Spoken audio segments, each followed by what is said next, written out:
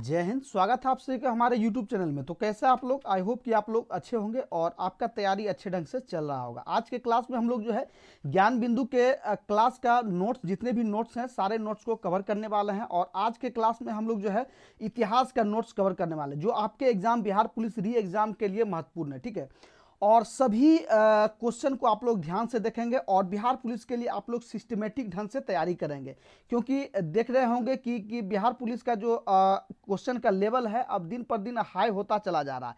तो जब तक आप लोग जो सिस्टमेटिक ढंग से तैयारी नहीं करेंगे तब तक आप लोग सफलता नहीं पा सकते हैं। इसलिए आप जो है सिस्टमेटिक ढंग से तैयारी करेंगे, उसके लिए हम लोग जो है अब तैयार हैं और आपको जो है एक सिस्टमेटिक ढंग से क्लास को अब लेकर के आ रहे हैं। ठीक है, तो सारे सवाल को आपको ध्यान से देखना है। ठीक है, और यहाँ देखिए ये जीएस ज्ञान बिंदु एकेडमी का टोटल नोट्स हैं और आज हम लोग जो है प्राचीन इतिहास के जो है नोट्स को कवर करने वाले हैं। और पिछले क्लास में आपको जो है 50 क्वेश्चन टोटल करा दिए हैं। जो लोग न्यू स्टूडेंट हैं वो लोग फटाफट जाइए और प्लेलिस्ट से सारे क्लास अपलोड है, वहाँ से आप जो है सारे चीज़ों को देख सकते हैं और चीज़ों को समझ सकते हैं। और सबसे पहले जो लोग चैनल को पहली बार विजिट कर रहे हैं तो सबसे पहले आप लोग जो है चैनल को सब्सक्राइब करके जुड़ जाएंगे और बेल आइकन को प्रेस कर लेंगे, ताकि कोई भी क्लास अपलोड उसका नोटिफिकेशन आपको सबसे पहले जाए और सारे क्लास को आप लोग अटेंड कर सकते हैं और चीज़ों को समझ सकते हैं। और साथ ही साथ टेलीग्राम का लिंक दिया गया है डिस्क्रिप्शन में, आप लोग टेलीग्राम से भी जुड़ जाइए, क्योंकि कोई भी इंफॉर्मेशन होता है सबसे पहले हम लोग जो है टेलीग्राम पे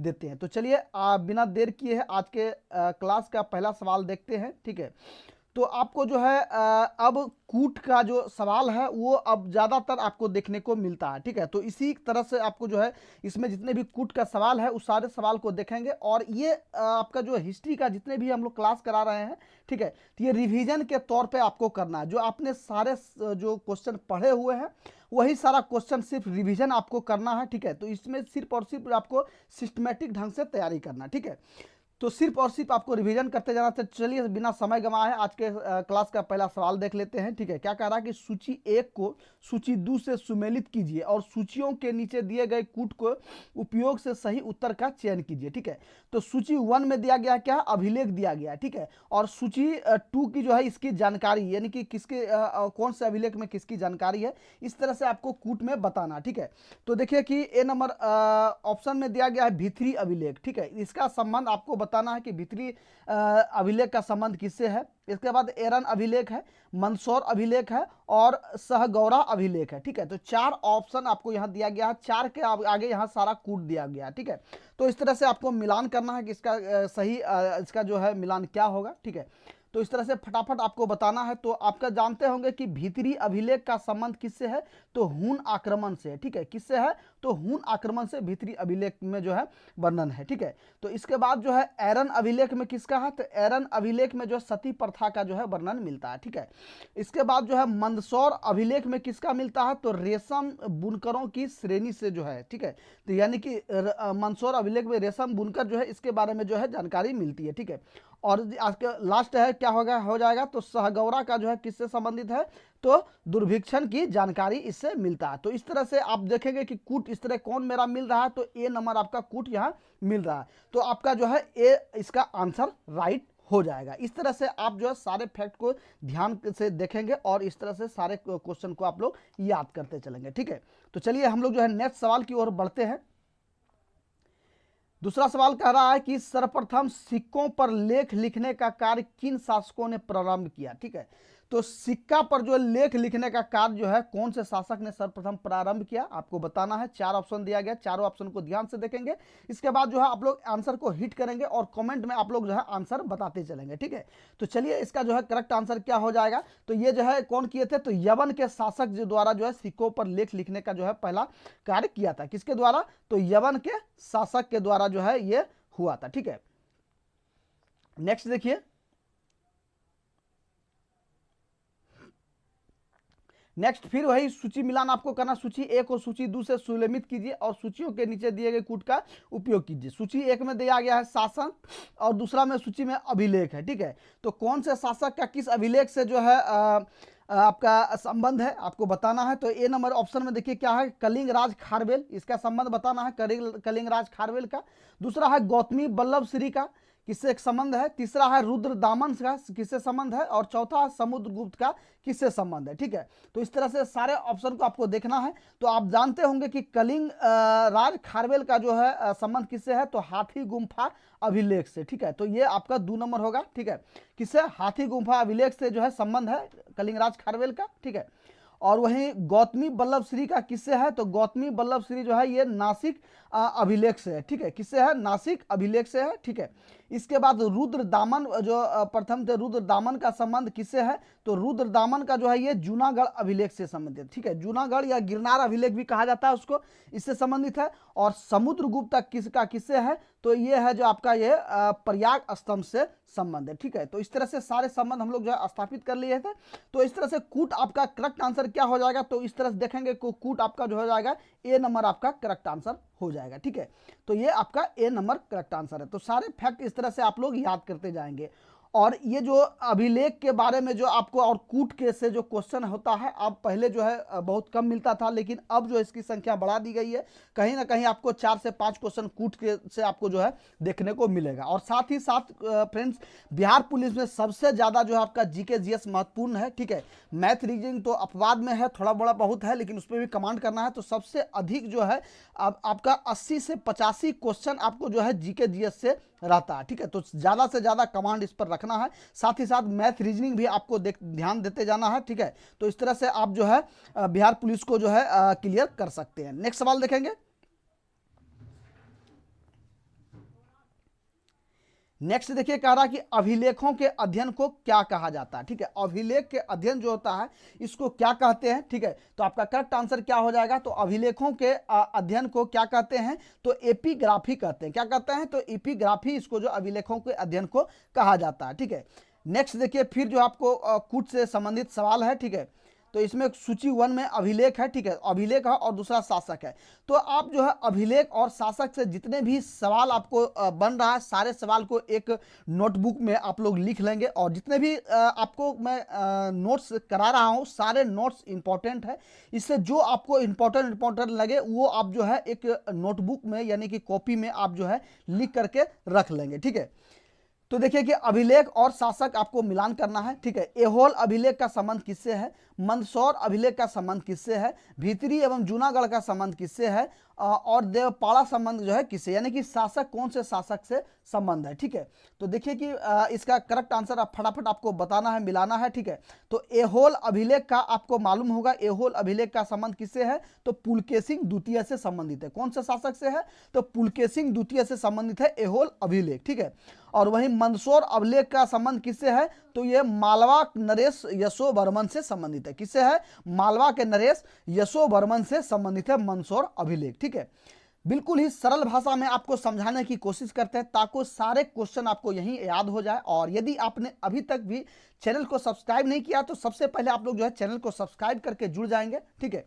और बेल आइकन को भी प्रेस कर लेंगे ताकि जो भी क्लास अपलोड हो उसका सारा नोटिफिकेशन आपको सबसे पहले मिलते रहे। नेक्स्ट सी नंबर देखिए, किसमें कह रहा है कि भीतरी एवं जूनागढ़ का अभिलेख जो है ये किससे संबंधित है, तो भीतरी एवं जूनागढ़ जो है स्कंद गुप्त से संबंधित है। और देवपाड़ा का संबंध किससे है, तो देवपाड़ा जो है ये बंगाल शासक विजय सेन से संबंधित है। ठीक है, किससे संबंधित है, बंगाल के शासक विजय सेन से संबंधित है। तो इस तरह से कूट यदि हम लोग देखेंगे इसमें, तो ए नंबर आपका करेक्ट आंसर हो जाएगा। ठीक है, नेक्स्ट सवाल देखेंगे। नेक्स्ट कह रहा है कि निम्नलिखित में से ग्वालियर अभिलेख का संबंध किस शासक से है। ठीक है, ग्वालियर अभिलेख का संबंध पूछा जा रहा है किस शासक से है। ठीक है, बिल्कुल आप लोग जो सवाल पढ़े हुए हैं मात्र उसको रिवीजन करना है। ठीक है, रिवीजन के तौर पे इसको जो है करते जाना है। ठीक है, और आपको मालूम होगा कि बिहार पुलिस में जो है अब लगातार आपका जो है क्वेश्चन का लेवल हाई करता चला जा रहा है। तो इससे जो है आपको बीपीएससी से भी कहीं ना कहीं टेढ़ा सवाल इसमें पूछा जा रहा है, इसलिए सारे सवाल को आपको ध्यान से देखना। ठीक है, तो इसमें बताना है कि ग्वालियर अभिलेख का संबंध किस शासक से है, तो आपका करेक्ट आंसर क्या हो जाएगा, ये प्रतिहार नरेश भोज से है। ठीक है, किससे है, प्रतिहार नरेश भोज से संबंधित है। ठीक है, नेक्स्ट देखिए, कूट का सवाल है, कह रहा है कि सूची ए में प्राचीन नाम है और इसमें वर्तमान नाम है। ठीक है, प्राचीन नाम और वर्तमान नाम को जो है इसमें मिलाना है। तो पहले जो प्राचीन नाम थे वो अब जो वर्तमान में अब कौन सा नाम हो गया, तो स्वर्ण भूमि के नाम से कौन जाना जाता है वर्तमान में,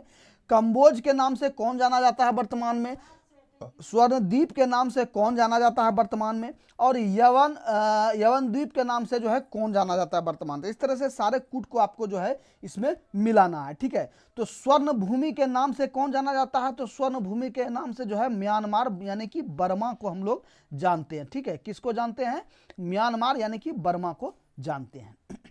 और वहीं कंबोज का पुराना नाम किसका है, तो कंबोज का पुराना नाम है यानी कि कंबोडिया का अब नया नाम क्या हो गया, तो एक कंबोडिया हो गया नया नाम, और पुराना नाम क्या था पहले इसका, तो कंबोज नाम था, ठीक है। क्या था, तो कंबोज यानी कि प्राचीन नाम कंबोज था, अब जो है इसको कंबोडिया कहा जाने लगा, ठीक है।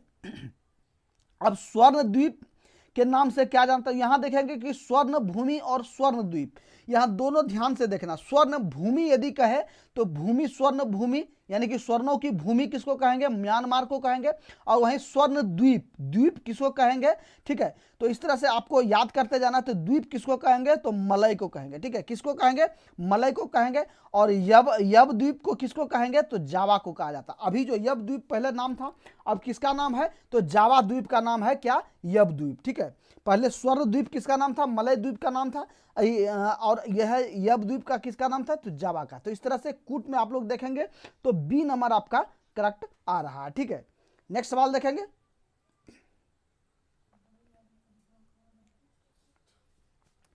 नेक्स्ट है जिस कालखंड का लिखित विवरण उद्धत नहीं है उसे क्या कहा जाता है। क्या कह रहा है कि जिस कालखंड का यानी कि जो पहले समय बीत चुका है उसका कोई भी लिखित विवरण नहीं है, यानी कि जो अभी समय चल रहा है इसका कहीं भी कोई लेखा जोखा नहीं है, ना ही कोई चित्र है, ना ही कोई लेख है, ना ही और कुछ भी है, ठीक है। तो इसको जो है क्या कहेंगे, यानी कि कोई भी कालखंड का कोई भी लिखित विवरण नहीं हो उसे जो है क्या कहते हैं, तो आपका करेक्ट आंसर क्या हो जाएगा, इसे जो है प्राग ऐतिहासिक काल कहते हैं, ठीक है। क्या कहते हैं, तो प्राग ऐतिहासिक काल इसको कहते हैं, ठीक है। नेक्स्ट सवाल देखेंगे। कहा कि पंचायन मंदिर निर्माण शैली है, ठीक है। पंचायन मंदिर जो है बना हुआ है ये कौन सी निर्माण शैली में बना हुआ है। अब कह रहा कि अब मुख्य मंदिर 4 अन्य मंदिरों से घिरा हो पंचायतन कहलाता है, निम्न में से कौन पंचायतन मंदिर की शैली मंदिर नहीं है। इनमें से पूछा जा रहा है, 4 ऑप्शन दिया गया है। तो पंचायन मंदिर का क्या मतलब है कि जो मंदिर जो है 5 मंदिरों से बीच में घिरा हुआ हो, ठीक है। यानी कि 5 मंदिर आसपास हो, ठीक है, 5 मंदिर के बीच में जो है ये घिरा हुआ हो उसे जो है पंचायतन कहलाता है। तो इसमें पूछा जा रहा है कि यहाँ 4 मंदिर दिया गया है, चारों मंदिर को आप लोग ध्यान से देखेंगे। इसमें से पूछा जा रहा है कि कौन सी जो है ये शैली से नहीं है, यानी कि पंचायतन मंदिर की शैली से नहीं, आपको बताना है। तो आपका करेक्ट आंसर क्या हो जाएगा, ये जो है काकदेव जो मंदिर है ये पलामू में है, काकदेव मंदिर। ये जो है ये पंचायन मंदिर से एक शैली में नहीं बनी हुई है। बाद बाकी जो है कंदरिया महादेव का है, ये है बरहेश्वर मंदिर है और लक्ष्मण मंदिर है, ये सारे जो है पंचशील के तहत ये बना हुआ है। और ये आपका जो है काकदेव मंदिर इस शैली के अंतर्गत नहीं बना हुआ है, ठीक है। तो इसलिए ये आपको जो बताया गया। नेक्स्ट सवाल देखेंगे। कारण निम्नलिखित में आग का आविष्कार पूरा पाषाण काल में तथा पहिया का आविष्कार किस कालखंड में हुआ। क्या कह रहा है कि निम्नलिखित में कह रहा है कि आग का जो आविष्कार हुआ, ये आग का आविष्कार कब हुआ, तो पूरा पाषाण काल में हुआ, ठीक है। कब हुआ, तो पूरा पाषाण काल में जो है हमारे आदि मानव वो आग जलाना सीख गए थे। और वहीं जो है पहिया का आविष्कार किस काल में हुआ, ठीक है। पहिया का आविष्कार कब हुआ, पहिया कब बना, तो पहले तो लोग जो आदि मानव थे वो शिकार करते थे, इसके बाद जो है उसको कच्चा ही मांस खाते थे, लेकिन धीरे धीरे उसको जो है आग जलाने की जो है ये कला उन्होंने सीख लिया। अब जो है क्या करते थे, तो आग जलाकर जो है उस मांस को पका करके खाने लगे, तो उससे जो है आपको उसको और स्वादिष्ट लगने लगा, ठीक है। और इसके बाद जो है पहिया का आविष्कार किस लिए हुआ, तो पहिया का आविष्कार हुआ उसको जो है एक जगह से दूसरे जगह जाने में, यानी कि जो वो शिकार करते थे उसको लाने में या अन्य कोई चीज़ ले जाने आने में जो सुविधा होने लगा, तो उसको जो है पहिया का आविष्कार किया, ठीक है। उससे जो है पहिया के आविष्कार करके एक वाहन के टाइप के बना करके जो है अपने सामान को एक जगह से दूसरे जगह ले जाने आने में जो है उसको सुविधा होती है। इसको पूछा जा रहा है कि किस काल खंड में जो है इसका आविष्कार हुआ, तो आपका करेक्ट आंसर क्या हो जाएगा, ये जो है नवपाषाण काल में हुआ। ठीक है, कब हुआ, तो पहिया का आविष्कार नवपाषाण काल में, और वहीं आग का आविष्कार पूरा पाषाण काल में। ठीक है, तो इस तरह से आपको सारे फैक्ट को याद करते जाना है। ये सारे जो है आपने सवाल जो है लुसेंट में पढ़ लिए हैं। ठीक है, लुसेंट में आप लोग यदि पढ़े होंगे सही से, तो लुसेंट में शुरुआत में ही आपको जो है सारे सवाल आपको जो है मिला होगा। तो सिर्फ और सिर्फ आपको रिवीजन करते चलना है। ठीक है, नेक्स्ट देखेंगे, कह रहा कि मनुष्य ने अस्थाई निवास की प्रवृत्ति नवपाषाण काल में उद्धृत हुई। ठीक है, तब उसने सबसे पहले किस पशु को पालतू बनाया। क्या कह रहा है कि मनुष्य ने अस्थाई निवास की प्रवृत्ति जो है आया। अस्थाई निवास से मतलब है कि जो पहले आदि मानव थे वो इधर उधर जंगलों में भटकते रहते थे, जहीं मिला कहीं पेड़ पे सो गए, कहीं नीचे सो गए, तो वो लोग अस्थिर उस समय नहीं रहते थे। ठीक है, और धीरे धीरे उसको क्या हुआ कि अस्थाई निवास उन्होंने जो है अपनाया, यानी कि सभी लोग इकट्ठा करके मिल करके एक जगह रहने की जो है प्रवृत्ति उन्होंने जो है अपनाया, और धीरे धीरे पहले पेड़ों पे के पास ही रहने लगे। इसके साथ धीरे धीरे उन्होंने कुछ छत यानी कि छप्पर टाइप का जो है बना करके रहने लगे। इस तरह से आप जो है झोपड़ी बना करके ये रहने लगे, यानी कि अस्थाई निवास रहने लगे। तो इसकी प्रवृत्ति कब आया, तो नवपाषाण काल में इन्होंने जो है अस्थाई निवास की प्रवृत्ति इसमें आई, यानी कि नवपाषाण काल में जो है अस्थाई रूप से ये निवास करने लगे, रहने लगे। उसी काल में कहा जा रहा है कि सबसे पहले उन्होंने जो है किस पशु को जो है पालतू बनाया, उनके साथ जो है पशु भी रहने लगे। तो सबसे पहले जो है कौन से पशु को उन्होंने पालतू बनाया, यानी कि किस पशु को सबसे पहले उन्होंने पाला है। तो आपका सही आंसर क्या हो जाएगा, तो इसमें जो है डी नंबर हो जाएगा, यानी कि कुत्ता को सबसे पहले उन्होंने पालतू बनाया। और कुत्ता को किस लिए पालतू बनाया, तो कुत्ता से उसको जो है मदद मिलने लगा, किसके लिए, तो शिकार करने के लिए। किसके लिए, तो शिकार करने के लिए उसको जो है मदद मिलने लगा। यानी कि कोई भी शिकार है तो यदि उसको करते हैं तो ये कुत्ता जो है दौड़ करके उस शिकार को पकड़ लेते थे। ठीक है, तो इस तरह से उसको जो है मदद मिलने लगा शिकार करने में, इसलिए इसको जो है कुत्ता को सबसे पहला जो है पालतू बनाया, और कुत्ता भी जो है इसके साथ रहने लगे, और जो है एक दोनों जो है सही से संबंध स्थापित हो गए। ठीक है, नेक्स्ट सवाल देखिए, कह रहा कि मनुष्यों ने सर्वप्रथम तांबा धातु का प्रयोग किया था। ठीक है, सर्वप्रथम जो कौन से धातु का प्रयोग किया मनुष्य द्वारा, तो तांबा के धातु का सर्वप्रथम प्रयोग किया गया। ये क्वेश्चन भाई आपको जो है पिछले बार एग्जाम में पूछा गया है इससे पहले। ठीक है, तो आपको क्या पूछा गया था, सबसे पहला जो सर्वप्रथम जो कौन से धातु का प्रयोग किया गया, तो ऑप्शन में दिया गया था। ठीक है, तांबा, कांसा, पीतल, लोहा। ठीक है, तो इस तरह से सबसे पहला जो है कौन किया गया, तो तांबा। आपको याद रखना है कि तांबा धातु का सर्वप्रथम जो है प्रयोग किया गया। उसके द्वारा बनाया जाने वाला औजार सबसे पहला कौन था, तो सबसे पहला औजार था आपका कुल्हाड़ी था। ठीक है, तो क्या था, सबसे पहला औजार जो है ये कुल्हाड़ी था। तो किस स्थान से प्राप्त हुआ। ठीक है, इस तरह से आपको बताना है। तो क्वेश्चन देखिए, कह रहा है कि मनुष्यों ने सर्वप्रथम तांबा धातु का प्रयोग किया, और इस सबसे पहला जो बनाने वाला औजार था ये कौन औजार था, तो कुल्हाड़ी सबसे पहले बनाया। ठीक है, तो ये कौन से स्थान से प्राप्त हुआ है, तो आपका करेक्ट आंसर क्या हो जाएगा, ये जो है अतिरम्पक्कम से जो है ये प्राप्त हुआ, यानी कि सी नंबर आपका करेक्ट आंसर हो जाएगा। ठीक है, तो फ्रेंड्स ज्ञान बिंदु का अभी टोटल क्लास चल रहा है, और इसमें यदि आपको इसका सारा टोटल सब्जेक्ट का यदि नोट्स चाहिए, यानी कि हिस्ट्री का, पॉलिटिकल का और अन्य सभी का यदि आपको जो है इसका नोट्स चाहिए, तो आपको फटाफट से हमारे व्हाट्सएप नंबर पर मैसेज करना है। ठीक है, ये मेरा व्हाट्सअप नंबर है, आपको मैसेज करना है। और आपको जो है स्पेशल ग्रुप आपके लिए चलाया जा रहा है, जिसमें कि सारा जो है आपको जो है एग्जाम मटेरियल दिया जा रहा है, और साथ ही साथ पटना के जितने भी कोचिंग संस्थान हैं उनके द्वारा जो भी नोट्स है सारा नोट्स वहाँ प्रोवाइड किया जा रहा है। साथ ही साथ आपको जो है ज्ञान बिंदु यानी कि रोशन सर का जो एप्लीकेशन का वीडियो है, यानी कि एप्लीकेशन पे जो क्लास हो रहा है उसका भी टोटल क्लास आपको यहाँ इस स्पेशल ग्रुप में मिलेगा।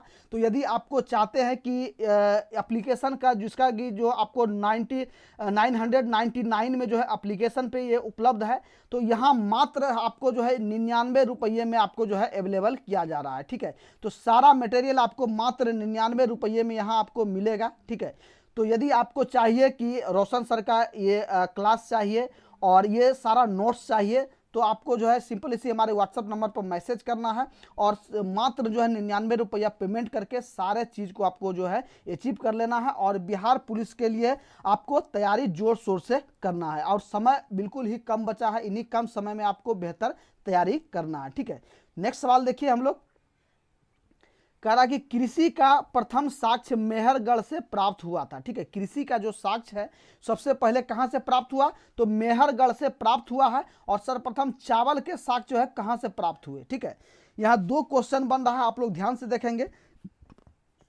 कह रहा कि कृषि का जो साक्ष्य मिला है ये मेहरगढ़ से मिला है। ठीक है, यानी कि जोते हुए खेत जो मिला है यानी कृषि का खेत ये मेहरगढ़ से मिला है। और वहीं चावल का जो साक्ष्य मिला है ये कहां से मिला है, तो आपका करेक्ट आंसर क्या हो जाएगा, ये कोल्डिहवा से मिला है, यानी कि बी नंबर आपका करेक्ट आंसर हो जाएगा, ये कोल्डिहवा से मिला हुआ है। ठीक है, नेक्स्ट सवाल देखेंगे। कह रहा कि भारत में पूर्व प्रस्तर युग के अधिकांश औजार स्फटिक यानी कि पत्थर के बने थे। भारत में पूरा पाषाण युग के औजारों की रॉबर्ट ब्रूस फुट ने सर्वप्रथम खोज किस वर्ष किया था। जो पहले जो प्राचीन काल में जो औजार बने हुए थे सभी जो है किससे बने हुए थे, पत्थर के बने थे। ठीक है, तो ये जो है सारे औजार का जो सर्वप्रथम खोज किया ये किसने जो है किसने किया, तो रॉबर्ट बुश फ्रूट ने जो है इसका सर्वप्रथम खोज किया। और कब किया था खोज इसका, तो आपको करेक्ट आंसर बताना है इसका। तो आपका करेक्ट आंसर क्या हो जाएगा, ये जो है 1863 ईस्वी में इसका खोज किया। कब किया, 1863 ईस्वी में इसका खोज किया। बिल्कुल ही सरल भाषा में आपको समझाने की कोशिश करते हैं। यदि आपने अभी तक भी हमारे चैनल को सब्सक्राइब नहीं किया है तो सबसे पहले आप लोग जो है चैनल को सब्सक्राइब करके जुड़ जाएंगे और बेल आइकन को प्रेस कर लेंगे ताकि जो है आपको कोई भी वीडियो अपलोड हो तो उसका नोटिफिकेशन आपको सबसे पहले मिले। ठीक है, नेक्स्ट हम लोग नेक्स्ट क्वेश्चन देखते हैं। नेक्स्ट कह रहा कि भारत में सबसे प्राचीन नगर जो मोहनजोदड़ो था ये सिंध भाषा में इसका अर्थ क्या होता है। ठीक है, मोहनजोदड़ो का पूछा जा रहा है कि सिंध भाषा में, ठीक है, सिंध भाषा में ये इसका अर्थ क्या है। ठीक है, मोहनजोदड़ो को हम लोग क्या नाम से जाने जाते हैं। ठीक है, तो आपका करेक्ट आंसर क्या हो जाएगा, मोहनजोदड़ो को मृतकों का टीला कहते हैं। ठीक है, किसे कहते हैं, तो मृतकों का टीला। और कौन से भाषा में, तो सिंध भाषा में, यानी कि मोहनजोदड़ो की भाषा कौन सी थी, तो सिंध भाषा थी। ठीक है, और ये मोहनजोदड़ो कहाँ थे, तो सिंधु नदी के किनारे बसे हुए थे। ठीक है, कहाँ थे, तो सिंधु नदी के किनारे ये बसे हुए थे। ठीक है, तो इस तरह से सारे फैक्ट को आपको याद करते जाना। ठीक है, नेक्स्ट सवाल देखिए, करा कि इमाम गांव भारत की सबसे बड़ी तांबा पाषाणिक बस्ती थी, इसका संबंध किस संस्कृति से है। ठीक है, इमाम गांव जो है भारत की सबसे बड़ी तांबा पाषाण यानी कि तांबा के लिए जो है प्रसिद्ध है। ठीक है, और इस बस्ती का जो है किस संस्कृति से संबंध है। ठीक है, तो आपका करेक्ट आंसर क्या हो जाएगा, ये जो है जोरबे संस्कृति से संबंध है। ठीक है, किससे है, तो जोरबे संस्कृति से ये संबंध है। नेक्स्ट सवाल देखेंगे।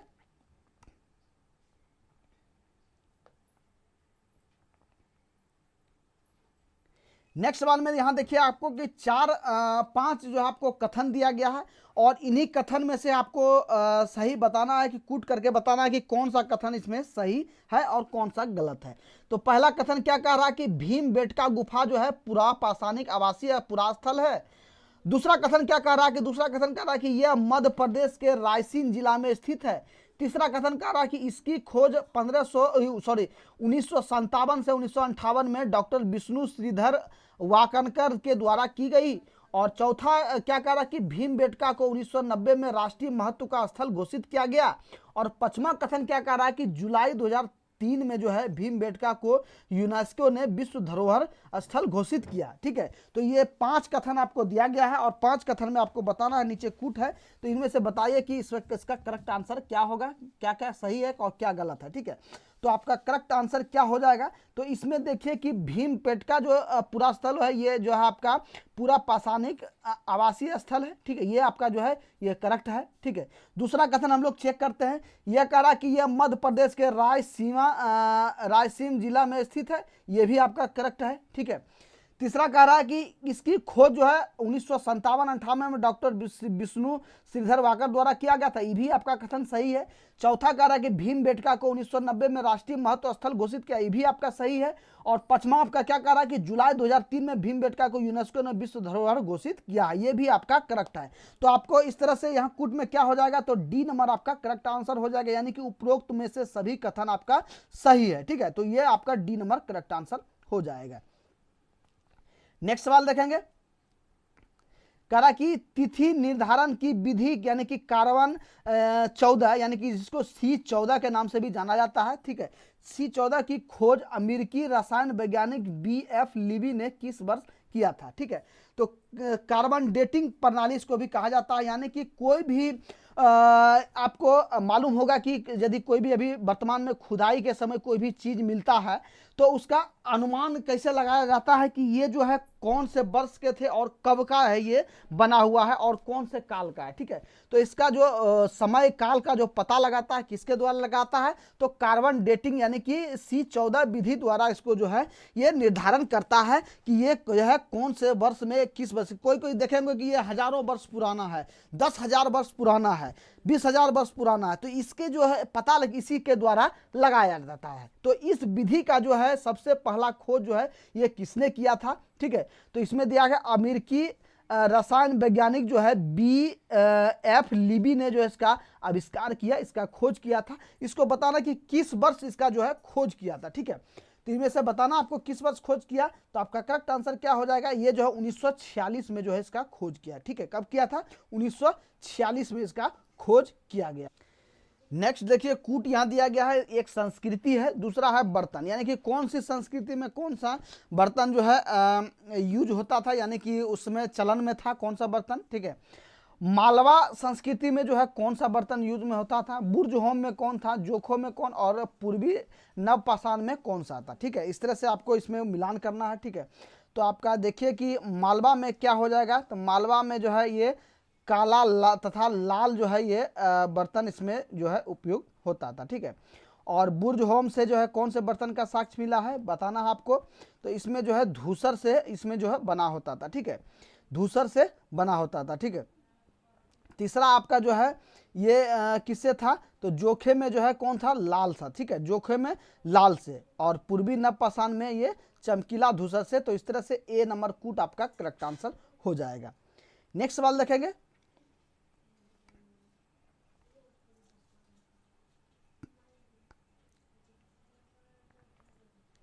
नेक्स्ट कह रहा है कि सूची 1 और सूची 2 को मिलाना कि उस स्थल या उपस्थिति में जो है इसमें से कौन से नदी से संबंध है। ठीक है, तो सुत कांगेडोर जो है ये बलूचिस्तान में, इसका संबंध कौन से नदी के किनारे बसा हुआ है, कौन से नदी के किनारे है। ठीक है, तो इसमें बताना आपको, मांदा जो है ये कश्मीर में है। ठीक है, ये कौन से नदी के किनारे बसा हुआ है, दायमाबाद जो है ये महाराष्ट्र में है, और ये कौन से नदी के किनारे बसा हुआ है, और वहीं आलमगीरपुर जो है ये मेरठ में है, और ये कौन से नदी के किनारे बसा हुआ है। इस तरह से इस कूट के सवाल आपको जो है क्वेश्चन बार बार मैं कह रहा हूं कि इस तरह से कूट का जो है आप क्वेश्चन 3 से 4 क्वेश्चन आपको देखने को मिलेगा। इसलिए जितने भी कूट मैंने आपको करा रहा है सारे कूट को एक जो है नोटबुक में आप लोग जो है नोट कर लेंगे, इस तरह से आपको याद, ये आपका इंपॉर्टेंट क्वेश्चन है। ठीक है, बार बार मैं कह रहा हूं कि ये सारे क्वेश्चन जो आपका इंपॉर्टेंट है, और आपको यदि नहीं याद रह रहा है तो आप जो है एक कॉपी में जो है आप नोट कर लेंगे। ठीक है, तो इस तरह से आपको जो है मिलान करना है। ठीक है, तो देखिए, सुत कांगेडोर जो बलूचिस्तान में है, इसका संबंध कौन से नदी से है। ठीक है, तो आपको बताना है, तो ये जो है दशक नदी से ये संबंध है। ठीक है, ये दशक नदी के किनारे बसा हुआ है। ठीक है, और वहीं मांदा जो कश्मीर में है, मांदा जो है ये कौन से नदी के किनारे बसा हुआ है, तो ये चिनाव नदी के किनारे बसा हुआ है। ठीक है, चिनाव नदी के किनारे बसा हुआ है। वहीं दायमाबाद जो महाराष्ट्र में है ये गोदावरी नदी के किनारे बसा हुआ है। वहीं आलमगीरपुर जो है मेरठ ये हिंदन नदी के किनारे बसा हुआ है। इस तरह से आपको याद करते जाना, और वही कूट आपका करेक्ट आंसर ए नंबर हो जाएगा। तो ये आपका ये करेक्ट आंसर हो जाएगा। ठीक है, नेक्स्ट सवाल देखेंगे,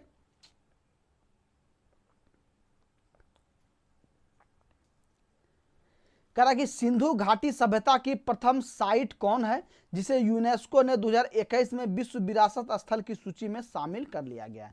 सिंधु घाटी सभ्यता की प्रथम साइट, सिंधु घाटी सभ्यता में जो खोज हुआ था उसमें से पूछा जा रहा है प्रथम साइट कौन है जो यूनेस्को द्वारा विश्व विरासत स्थल को घोषित किया गया है। तो आपका करेक्ट आंसर क्या होगा, ये धौलावीरा को जो है ये अब यूनेस्को द्वारा जो है ये विश्व विरासत स्थल में जो है ये घोषित कर दिया गया है।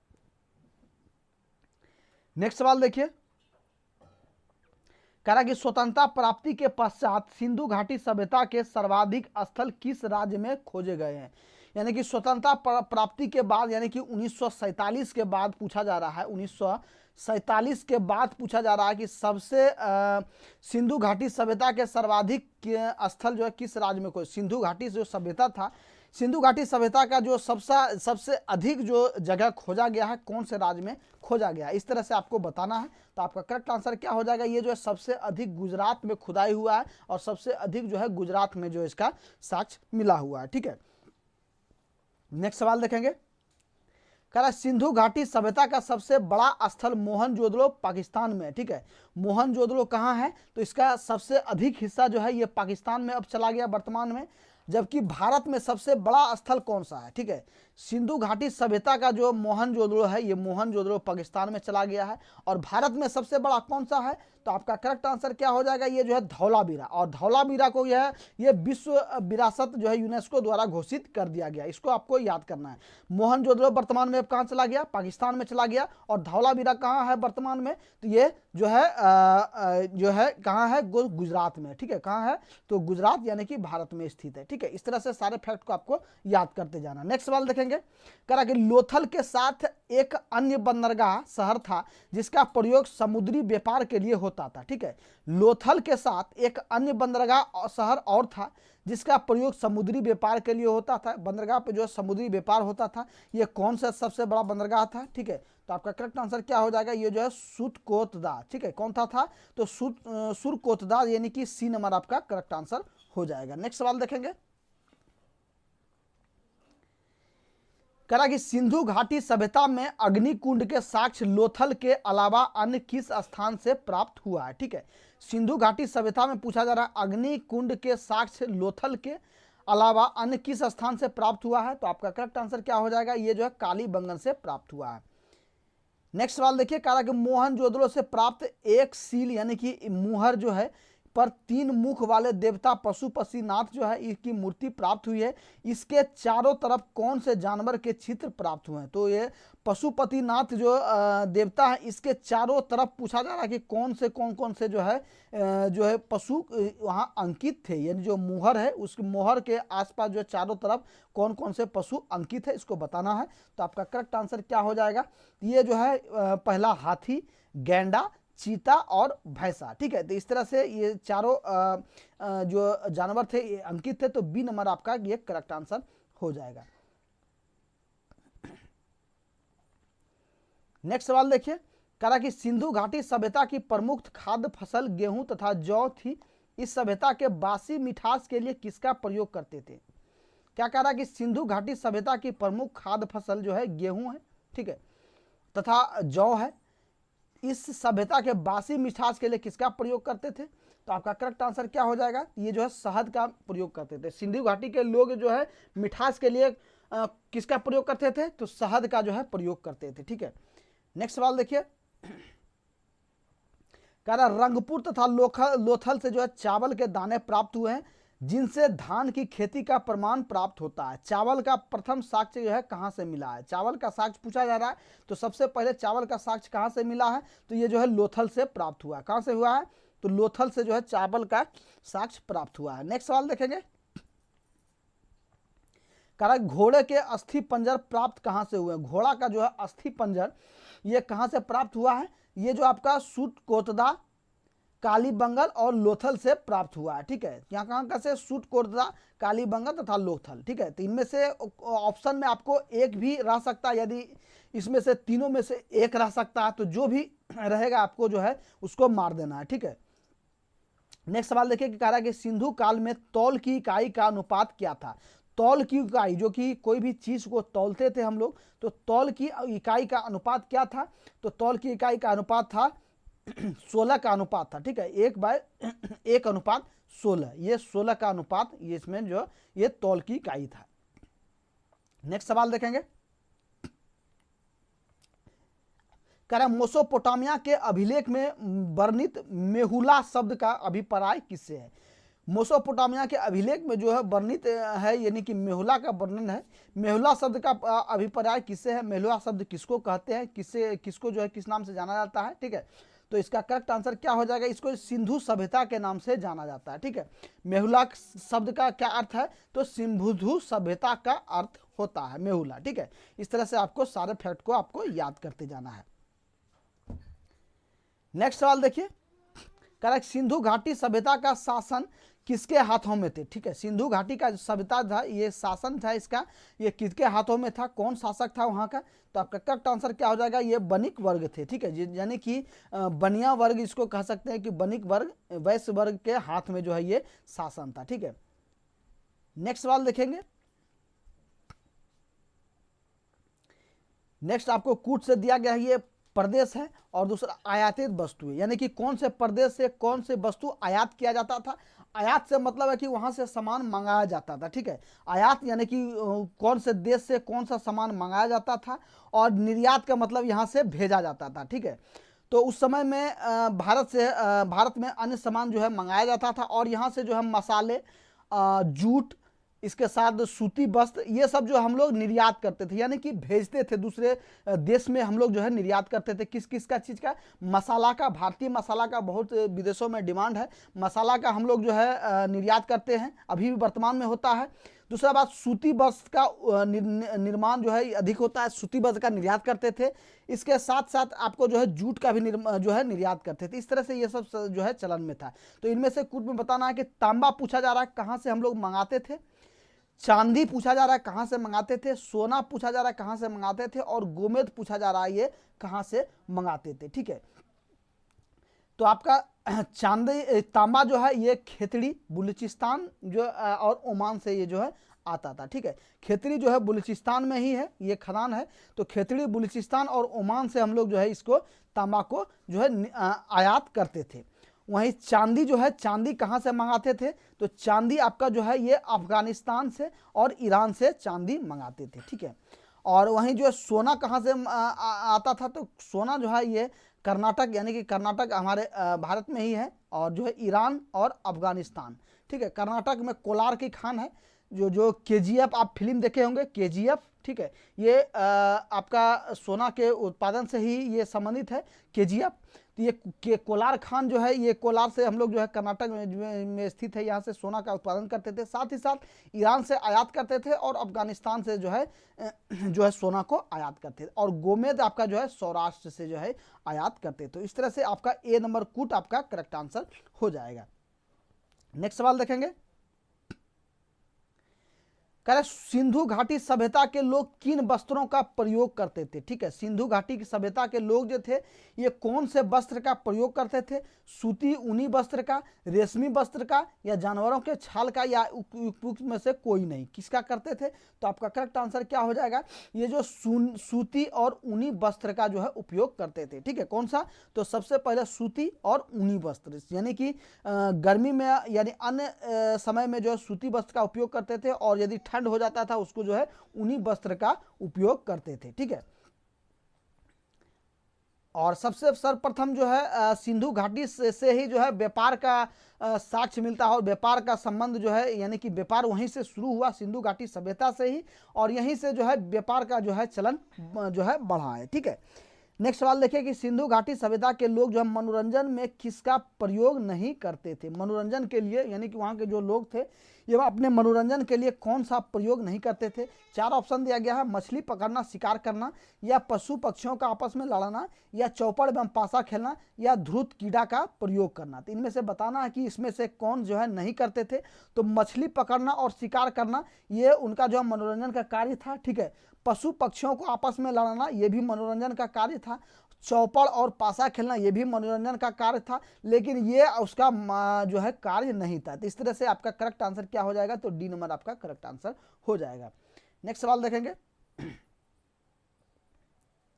कहा कि सैंधव समाज में समानता क्या था। सैंधव समाज जो था ये कौन से सत्तात्मक यानी कि कैसी व्यवस्था थी सैंधव समाज में, ठीक है।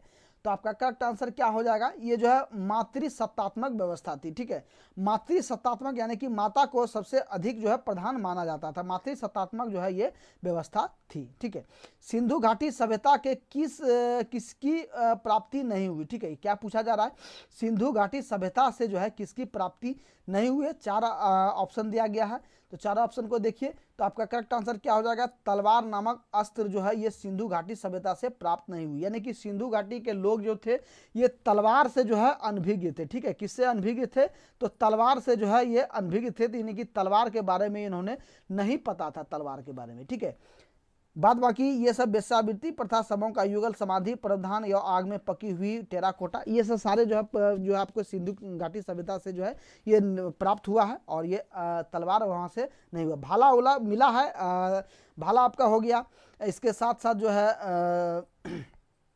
अन्य जो अस्त्र है वो आपको वहाँ से मिला है, लेकिन तलवार वहाँ से जो है इसमें नहीं मिला हुआ है। नेक्स्ट सवाल देखिए। नेक्स्ट कथन दिया गया है, कथन 5 कथन है, और इसमें जो है आपको जो है कूट करना है। वैदिक काल के 2 भागों में विभाजित किया गया है, ऋग वैदिक काल जिसका काल इतना से इतना था, और उत्तर वैदिक काल, ठीक है, इसका काल इतना से इतना था, ठीक है। यहाँ 1000 होगा, 1500 से 1000 होगा ईस्वी पूर्व, ठीक है, और 1000 से 600 ईस्वी पूर्व, ठीक है, ईस्वी पूर्व, यहाँ ध्यान देंगे थोड़ा। दूसरा है मैक्स मुलर ने आर्यों का मूल निवास स्थल मध्य एशिया माना गया है, ये भी कथन आपको बताना है। आर्य सर्वप्रथम पंजाब एवं अफगानिस्तान में बसे, और आर्यों द्वारा निर्मित सभ्यता वैदिक सभ्यता कहलाई, और आर्यों की भाषा जो संस्कृत थी तथा आर्य शब्द भाषा समूह को इंगित करता है। तो इस तरह 5 आपको कूट ये कथन दिया गया है, और नीचे यहाँ आपको इसमें से बताना है कि कौन सा कथन सही है और कौन सा गलत है, ठीक है। तो ये आपका जो है वैदिक काल जो है ये आपका सही बता रहा है, उत्तर वैदिक काल और ऋग वैदिक काल 2 वैदिक काल में बांटा गया है, इसका भी कथन आपका सही है। दूसरा जो एक मैक्स मुलर ने आर्यों का मूल निवास मध्य एशिया बताया, ये भी आपका सही है।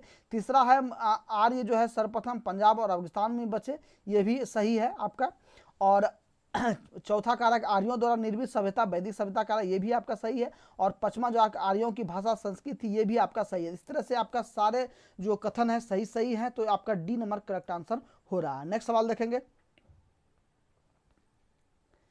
कह रहा कि आर्यों की प्रशासनिक इकाई आरोही क्रम में बताना है। आर्यों की जो प्रशासनिक इकाई थी ये कैसी थी, तो आपका करेक्ट आंसर क्या हो जाएगा, तो ये पहले ग्राम था, ग्राम के बाद कुल, कुल के बाद 20 के बाद जन, जन के बाद जो है राष्ट्र, ये आपका जो है ये आरोही क्रम में ये इसका कालक्रम है, ठीक है। ये तो बी नंबर आपका करेक्ट आंसर हो जाएगा। नेक्स्ट 90 नंबर सवाल देखिए, कह रहा है कि सूत, कमादी एवं रथाकार नामक अधिकारी रत्नी कहलाते थे, इसकी संख्या राजा सहित कितनी होती थी, ठीक है। राजा के जो काल में जो पूछा जा रहा है कि सूत, कमादी रत्नाकार नामक अधिकारी रत्नी कहलाते थे, तो इसकी संख्या कितना होता था, तो आपका करेक्ट आंसर क्या हो जाएगा, तो ये जो है 12 होते थे, ठीक है। कितने होते थे, तो 12 होते थे, जिसमें कि राजा को मिलाकर के भी होता था, राजा सहित जो है 12, यानी कि 11 प्लस 1 राजा, 12 टोटल 12 होते थे। डी नंबर आपका करेक्ट आंसर हो जाएगा। नेक्स्ट सवाल देखिए, कह रहा कि सभा और समिति राजा को सलाह देने वाली संस्था थी, ठीक है। इसके अध्यक्ष को क्या कहा जाता था, ठीक है। सभा और समिति, क्या कह रहा कि सभा और समिति राजा को सलाहकार देने वाली संस्था थी। जो सभा थी और समिति थी, राजा को कोई भी चीज में निर्णय लेने के लिए सलाह देते थे, ठीक है। इसका जो है अध्यक्ष को क्या कहा जाता था, तो आपका करेक्ट आंसर क्या हो जाएगा, इसको जो है ईशान कहा जाता था, ठीक है। क्या कहा जाता था, ईशान कहा जाता था। नेक्स्ट सवाल देखिए, कारण निम्नलिखित में गलत सुलेमित पद चयन की, जिनमें से कौन सा जो है सुलेमित गलत है, ठीक है। यहाँ ब्रजपति का संबंध गोचर भूमि के अधिकारी से संबंधित है, आपको बताना है। ये आप जानते हैं कि ब्रजपति का जो अधिकारी था ये गोचर भूमि के अधिकारी था, ये आपका करेक्ट हो रहा है। पुख जो है ये पुख दुर्गपति है, दुर्गपति को जो है पुख कहा जाता था, ये भी सही है। अस्पष्ट जो है ये उसको गुप्तचर को कहा जाता था, ये भी सही है। और उग्र जो है ये नर्तकी से संबंधित, ये आपका जो है गलत है, यानी कि ये आपका ये सही ऑप्शन के हिसाब से, यानी कि क्वेश्चन के हिसाब से ये गलत सुलेमित पूछा जा रहा है, तो ये आपका करेक्ट आंसर हो जाएगा, यानी कि ये ऑप्शन में ये मैच नहीं है, गलत है, तो इससे आपका ये करेक्ट आंसर हो जाएगा। नेक्स्ट देखिए 93 नंबर का सवाल हम लोग, वैदिक काल में युद्ध के लिए कौन सा शब्द प्रयोग किया जाता था? वैदिक काल में जो युद्ध होता युद्ध के लिए कौन सा शब्द प्रयोग किया जाता था? तो आपका करेक्ट आंसर हो जाएगा ये गविष्टि कहा जाता था, ठीक है, गविष्टि कहा जाता था। नेक्स्ट सवाल देखिए कह रहा कि 10 राज युद्ध जो पुरुषनी नदी के तट पर सुदास एवं 10 राजाओं के बीच लड़ा गया था, इसका उल्लेख ऋग्वेद के किस मंडल में प्राप्त होता है? ठीक है, तो आपका करेक्ट आंसर क्या हो जाएगा, ये जो है 7वें मंडल से प्राप्त होता है, ठीक है, किस मंडल से? तो 7वें मंडल से प्राप्त होता है। नेक्स्ट सवाल देखिए कह रहा कि ऋग्वेद के किस मंडल के पुरुष सूक्त के से जो है चतुष्वर्णों का उल्लेख प्राप्त होता है? ठीक है, तो आपका करेक्ट आंसर क्या हो जाएगा, ये जो है 10वें मंडल में प्राप्त होता है, ठीक है, किसमें मंडल? 10वें मंडल में ये प्राप्त होता है। नेक्स्ट सवाल देखिए, फिर वही आपका कथन है, आर्यों का समाज प्रीति प्रधान था, ठीक है, समाज की छोटी इकाई परिवार या कुल थी, परिवार या कुल का प्रमुख पिता होता था, परिवार के मुखिया को कुलप भी कहा जाता था, और समाज में व्यभिचार नियंत्रण की जिम्मेवारी कुलप की थी। तो इस तरह से कूट आपको बताना है कि इनमें से करेक्ट क्या हो जाएगा। तो ये आपका जो है क्या था कि आर्यों का समाज पितृ प्रधान था, ये सही है आपका, समाज की छोटी इकाई परिवार या कुल होता है, ये भी सही है आपका, परिवार या कुल का प्रमुख पिता होता है, ये भी आपका सही है, और परिवार के मुखिया को कुलप भी कहा, ये भी आपका सही है, और ये आपका जो समाज में व्यभिचार नियंत्रण की जिम्मेवारी कुलप की थी, ये आपका गलत हो जाएगा। तो ठीक है, तो ये आपका कूट जो है आपका डी नंबर करेक्ट आंसर हो जाएगा। नेक्स्ट सवाल देखिए, कहा कि गलत सुलेम का जो है चयन कीजिए, में से कौन सा गलत सुलेम है? उपनिषदों की संख्या 108 है, आपको बताना है, ठीक है, तो उपनिषद की संख्या 108 है, ये आपका सही है। वेदांग 6 वेदांग है, ये भी आपका सही है। महापुराण कितने हैं? 18 महापुराण है, ठीक है, और उपनिषद आपका 10 है, ये आपका जो है गलत हो गया, ठीक है। नेक्स्ट सवाल देखेंगे,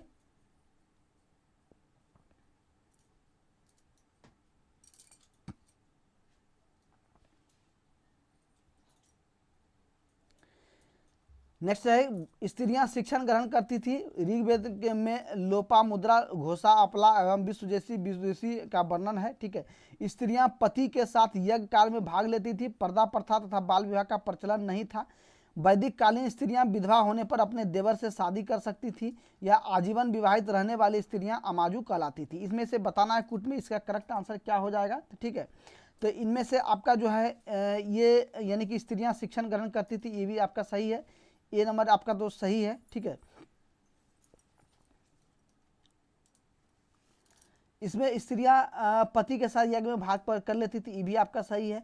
इसमें वैदिक काल स्त्रियां विधवा होने पर दिवस, ये भी सही है आपका। तो ये आपका जो है अमाजू कहलाते थे, और इस तरह से चारों आप जो आपका जो है ये सही कथन है। तो आपका करेक्ट आंसर क्या हो जाएगा, डी नंबर करेक्ट आंसर हो जाएगा। नेक्स्ट सवाल देखेंगे,